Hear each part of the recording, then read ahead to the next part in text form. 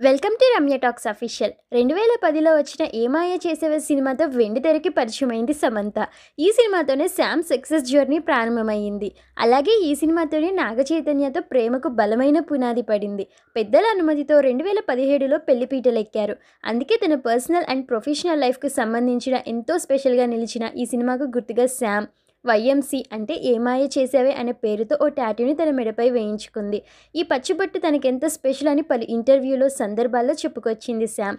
దీంతో పాటు చైతన్యతో ప్రేమకు గుర్తుగా కూడా మరో పచ్చబొట్టు వేయించుకుంది. కానీ నాగ చైతన్య శామ్ 2021లో విడాకులు తీసుకుని విడిపోయారు. అందుకే చేయి పేరుతో ఉన్న ఒక టాటూని తొలగించుకుంది. ఇక ఇటీవల శామ్ కనిపించిన ఓ వీడియోలో వైఎంసీ పచ్చిబొట్టు కనిపించకపోవడంతో ఆ గుర్తును కూడా పూర్తిగా చెరిపేసుకుందని అంతా అనుకున్నారు. అయితే అదేం జరగలేదు. తాజాగా శామ్ పోస్ట్ చేసిన ఫోటోల్లో ఆ పేరు అలాగే పదిలంగా ఉంది. ఇందులో చీరకట్టులో ఎంతో అందంగా కనిపించింది శామ్. ప్రస్తుతం ఈ ఫోటోలు నెట్టింట వైరల్ అవుతున్నాయి.